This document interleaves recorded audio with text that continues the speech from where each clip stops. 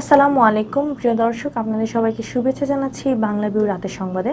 সাথে আছে আমি চৌধুরী নাদিরা। প্রথমেই শিরোনাম। সিলেট নগরীর চৌহাট্টা পয়েন্টে বোমা আতঙ্ক, মোটরসাইকেলে বোমা থাকার গুঞ্জনে পুলিশের সতর্ক অবস্থান। প্রচন্ড গরমে বিপর্যস্ত জনজীবন, বৃষ্টির সম্ভাবনা থাকলেও তাপমাত্রা স্বস্তিদায়ক হবে না বলছেন আবহাওয়াবিদরা। পর্যটকের মুখর হাকালুকি হাওর, করোনা সংক্রমণ ভীতি উপেক্ষা করে প্রতিদিন ভিড় করছেন হাজার হাজার পর্যটক। আম্বরখানায় রাখা কুরবানি পশুর চামড়া ছিল ধর্মীয় প্রতিষ্ঠানের, চামড়ার সংখ্যা নিয়ে মিথ্যাচার করেছেন মেয়র আরিফ, দাবি জগন্নাথপুর ইউপি চেয়ারম্যান শেরিনের। করোনা সংক্রমণে দক্ষিণ এশিয়ার মধ্যে বাংলাদেশ তৃতীয়, এখন পর্যন্ত আক্রান্ত শনাক্ত 2,46,674 জন। সিলেট বিভাগে আরো 72 জন করোনা আক্রান্ত শনাক্ত, এ পর্যন্ত মারা গেছেন 149 জন। ঘন ঘন লোডশেডিং ও ভুতুরে বিল প্রদানের প্রতিবাদে মৌলভীবাজারে কমলগঞ্জে মানববন্ধন। হবিগঞ্জে নৌকাডুবিতে পিতা পুত্র সহ 3 জনের মৃত্যু। এতক্ষণ শুনছিলেন শিরোনাম, এবার বিস্তারিত। সিলেট নগরীর চৌহাট্টা পয়েন্টে বোমা থাকার আতঙ্ক দেখা দিয়েছে। ওই এলাকায় একটি কালো রঙের পালসার মোটরসাইকেলে বোমা থাকার গুঞ্জন থাকায় সেখানে পুলিশ মোতায়েন করা হয়েছে। বুধবার সন্ধ্যা থেকে সিলেট নগরীতে এই গুঞ্জন ছড়িয়ে পড়ে। বুধবার রাত 9টায় শেষ খবর পাওয়া পর্যন্ত সিলেটের কেন্দ্রীয় শহীদ মিনারের সামনে থেকে চৌহাট্টা পয়েন্ট এলাকায় পুলিশের বেশ কিছু সদস্য সতর্ক অবস্থানে ছিলেন।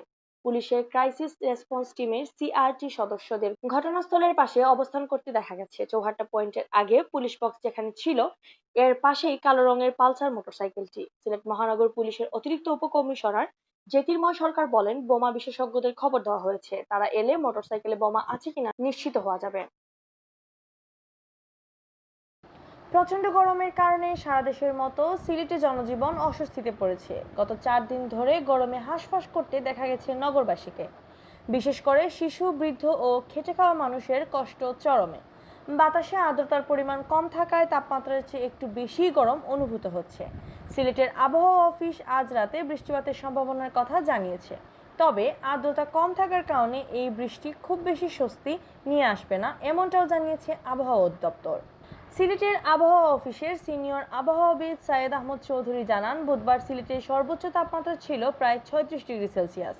বাতাসে আর্দ্রতা বেশি থাকার কারণে লোকজন বেশি অস্বস্তিতে পড়েছেন। বুধবার রাতে বৃষ্টিপাত হওয়ার সম্ভাবনা রয়েছে। আবহাওয়ার পূর্বাভাস বলছে 15 আগস্ট পর্যন্ত থেমে থেমে বৃষ্টি হবে। এদিকে তীব্র গরমের কারণে হাঁসফাঁস করা মানুষ কাহিল হয়ে পড়েছেন। বাসাবাড়ি থেকে অফিস, বাণিজ্যিক প্রতিষ্ঠান সব জায়গাতেই এক অবস্থা।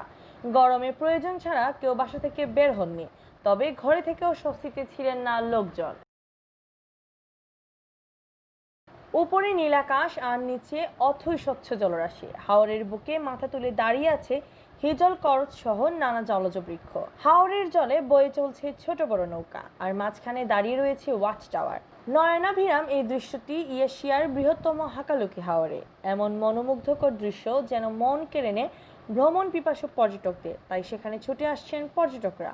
এবারে ঈদুল আজহার ছুটিতে পর্যটকদের পদচারণায় মুখরিত হয়েছে মৌলভীবাজারের বড়লেখার হাকালুকি হাওর।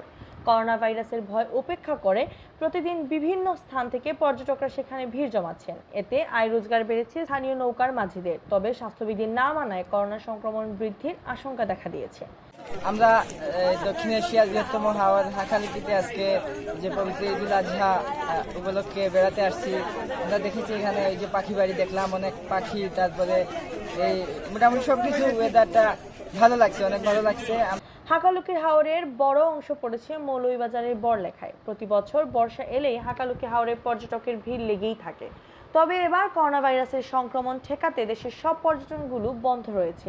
কিন্তু ভ্রমণ পিপাসু মানুষ করোনা ভয় উপেক্ষা করে সিলেটে ঈদের ছুটিতে বেড়াতে আসছেন হাকালুকি হাওরে। এশিয়ার বৃহত্তম হাকালুকি হাওর, সেখানে কি নেই?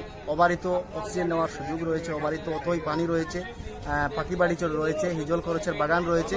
সুতরাং এখানে মানুষ এসে এবং আমরা যারা এসেছি বেড়াতে, বন্ধু বান্ধব সহ, আত্মীয় স্বজন সহ বেড়াতে। ঈদের দিন থেকে বুধবার পর্যন্ত প্রায় 14 থেকে 15 হাজার পর্যটকের সমাগম ঘটেছে। হাকালুকি হাওর ঘুরতে দূর দূরান্ত থেকে ছুটে আসছেন নানা বয়সী মানুষ। কেউ পরিবার নিয়ে ঘুরতে এসেছেন, কেউ বা এসেছেন বন্ধুদের সাথে। 4 মাস পরে বের হলাম। করোনা মহামারীর মধ্যে যে গৃহবন্দী ছিলাম, সেই গৃহবন্দিত্ব থেকে একটু অবসরের জন্য এখানে বের হলাম। আর হাকালুকি হাওর তো সবসময় যে নির্মলতা যে সজীবতা, সেজন্য হাকালুকি হাওরে আসা ভালো লাগছে সবকিছু মিলে। কিন্তু হাওর পাড়ে হাল্লা গ্রামে যেতেই দেখা যায় সড়কের উপর সারিবদ্ধভাবে দাঁড়িয়ে রয়েছে গাড়ি। বর্ষায় সড়কের বিভিন্ন স্থানে ভাঙন ও পানি ওঠায় অনেকেই আশেপাশের বিভিন্ন বাড়িতে গাড়ি রেখেছেন। সড়কের পাশ ঘেঁষে যাত্রীদের জন্য অপেক্ষা করছে ছোট বড় নৌকা। সেসব নৌকায় পর্যটকরা ঘুরে বেড়াচ্ছেন হাওরের বুকে। ঘুরতে আসা পর্যটকদের কেউ কেউ ওয়াচ টাওয়ার থেকে হাওরের পানিতে ঝাঁপিয়ে পড়ছেন, সাঁতার কাটছেন। ওয়াচ টাওয়ারের দায়িত্বরত লোকজন তাদেরকে সতর্ক করতে গিয়ে রীতিমতো হিমশিম খাচ্ছেন। সন্ধ্যা অবধি সেখানে মানুষ আনাগোনা করছেন। সুনামগঞ্জের জগন্নাথপুর উপজেলার কুরবানি দেয়া পশুর চামড়া সিলেট নগরের আম্বরখানায় ফেলে যাওয়ার বিষয়টিকে বিভ্রান্তিকর বলে দাবি করছেন মিরপুর ইউনিয়ন পরিষদের চেয়ারম্যান মোহাম্মদ মাহবুবুল হক শেরিন। বুধবার দুপুরে সিলেট জেলা প্রেস ক্লাবে আয়োজিত এক সংবাদ সম্মেলনে তিনি এ দাবি করেন। সংবাদ সম্মেলনে ইউপি চেয়ারম্যান মাহবুবুল হক শেরিন অভিযোগ করে বলেন, সিলেট সিটি কর্পোরেশনের মেয়র আরিফুল হক চৌধুরী নগরের আম্বরখানায় রাখা কুরবানি পশুর চামড়া নিয়ে গণমাধ্যম বিভ্রান্তিকর তথ্য দিয়ে তাকে মানসিক ও সামাজিকভাবে হেয় প্রতিপন্ন করেছে। লিখিত বক্তব্যে শেরিন বলেন, কোরবানির পশুর চামড়া যাতে মাটিতে পুঁতে ফেলা না হয় সে ব্যাপারে ইউপি চেয়ারম্যান প্রতি সরকারি নির্দেশ ছিল। সরকারি এই নির্দেশনা বাস্তবায়ন করতে ইউনিয়নের লোকজনকে চামড়া নষ্ট না করে স্থানীয় মসজিদ, মাদ্রাসা ও এতিমখানায় দান করতে বলা হয়। সেই মতে কুরবানিদাতারা চামড়ার ধর্মীয় প্রতিষ্ঠানে দান করেন, কিন্তু ঈদের দিন ব্যবসায়ীরা চামড়া কিনতে অপারগতা প্রকাশ করেন। তাই উপায়ন্তর না পেয়ে বিক্রির উদ্দেশ্যে চামড়াগুলো সিলেটে নিয়ে আসা হয়। ইউপি চেয়ারম্যান মাহবুবুল হক শেরিন বলেন, তিনি নিজ উদ্যোগে 630টি কুরবানির চামড়া সিলেটে নিয়ে আসলে সেখানে কোনো ব্যবসায়ী তা কিনতে চাননি। তাই চামড়াগুলো প্রক্রিয়াজাত করার লক্ষ্যে আম্বরখানায় তার মালিকানাধীন একটি প্লটে রাখা হয়। সরকার নির্দেশনা বাস্তবায়নে ওই চামড়া সিলেট এনে বিক্রি করার পরিকল্পনা গ্রহণ করি। পরিকল্পনা অনুযায়ী সকল মাদ্রাসা, মসজিদ ও এতিমখানার চামড়া জড়ো করে 4টি ট্রাকে সিলেট পাঠায়। পরে এই চামড়াগুলো সিলেট সিটি কর্পোরেশনের মেয়র আরিফুল হক চৌধুরী জব্দ করেন। এক সময় তাকে ফোনে মসজিদ, মাদ্রাসার মালিকানাধীন চামড়াগুলো জব্দ না করার অনুরোধ করা হয়, কিন্তু তিনি অনুরোধ না শুনে চামড়াগুলো ডাম্পিং ইয়ার্ডে নিয়ে নষ্ট করেন। চেয়ারম্যান শেরিন বলেন, চামড়ার সংখ্যা 630 হলেও মেয়র আরিফ হাজার হাজার চামড়া ফেলে রাখা হয়েছে বলে অসত্য বক্তব্য দিয়ে মানুষকে বিভ্রান্ত করেছেন। করোনা ভাইরাস আক্রান্ত হয়ে গত 24 ঘন্টায় দেশে আরো 33 জন প্রাণ হারিয়েছেন। এ নিয়ে মোট 3267 জন মানুষ করোনায় প্রাণ হারালেন। এ সময়ের মধ্যে নতুন শনাক্ত হয়েছেন 2654 জন। এ নিয়ে মোট শনাক্ত 2,46,674 জন। গত 24 ঘন্টায় মৃত্যুবরণ করেছেন 33 জন। এ পর্যন্ত মৃত্যুবরণ করলেন 3267 জন কোভিড-19 আক্রান্ত হয়ে। শনাক্ত বিবেচনায় মৃত্যুর হার 1.32%। 24 ঘন্টায় যা নমুনা পরীক্ষা হয়েছে তাতে শনাক্ত হয়েছে 2654 জন। এ পর্যন্ত শনাক্ত 2,46,674 জন। 24 ঘন্টায় শনাক্তের হার 23.78% এবং এ পর্যন্ত শনাক্তের হার 20.35%। এছাড়া এ সময়ের মধ্যে সুস্থ হয়েছেন 1890 জন। বুধবার দুপুরে স্বাস্থ্য অধিদপ্তরের নিয়মিত বুলেটিনে যুক্ত হয়ে করোনা ভাইরাস সর্বশেষ পরিস্থিতি তুলে ধরেন অধিদপ্তরের অতিরিক্ত মহাপরিচালক অধ্যাপক ডক্টর নাসিমা সুলতানা। 24 ঘন্টায় সুস্থ হয়েছে 1890 জন। এ পর্যন্ত সুস্থ 1,41,750 জন। শনাক্ত বিবেচনায় সুস্থতার হার 57.46%। নাসিমা জানান, গত 24 ঘন্টায় নমুনা সংগ্রহ হয়েছে 11,964টি।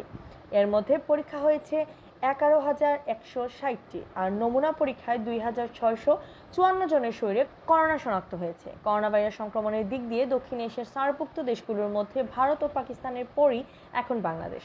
উৎসস্থল চীনকে ছাড়িয়েছে এ তিনটি দেশে। দেশে 12,12,416 জনের করোনা পরীক্ষা করে এ পর্যন্ত শনাক্ত হয়েছেন 2,46,674 জন। বর্তমান বিশ্বে বাংলাদেশের অবস্থান ফ্রান্স ও কানাডাকে পেছনে ফেলে 17তম, আর এশিয়ার 49টি দেশের মধ্যে বাংলাদেশের অবস্থান ষষ্ঠ। দেশে করোনায় সংক্রমিত মানুষের সংখ্যা বাড়ার পাশাপাশি সুস্থ হওয়া মানুষের সংখ্যা বাড়ছে। ব্রিফিংয়ে জানানো হয়, গত 24 ঘন্টায় সুস্থ হয়েছেন 1,890 জন। এ পর্যন্ত 1,41,750 জন মানুষ সুস্থ হয়েছে। নাসিমা আরও জানান, গত 24 ঘন্টায় আরও 33 জন মারা গেছে। মারা যাওয়াদের মধ্যে 25 জন পুরুষ ও 8 জন নারী। এ নিয়ে দেশে মোট 3,267 জন মানুষ করোনায় প্রাণ হারালেন।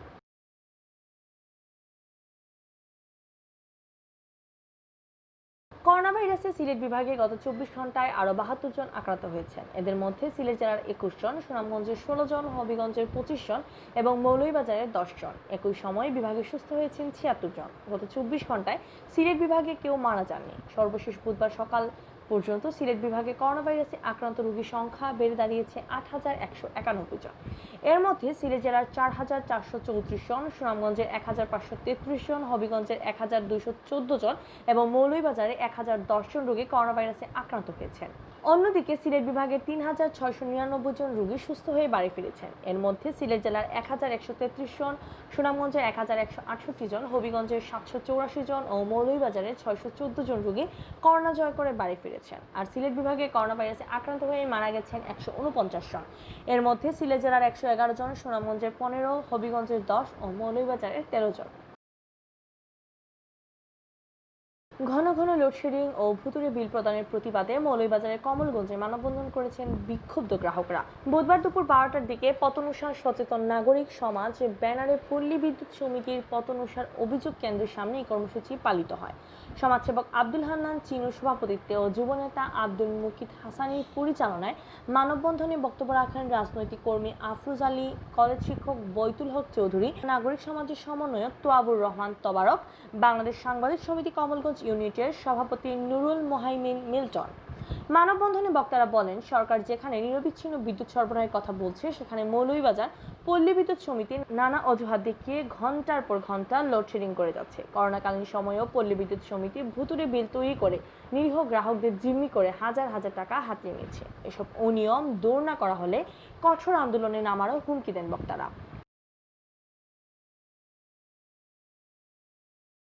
হবিগঞ্জের বানিয়াচং উপজেলার মুরাদপুর হাওরে নৌকা ডুবে পিতা ও পুত্র সহ 3 জন মারা গেছেন। মঙ্গলবার বিকেলে এ ঘটনা ঘটে।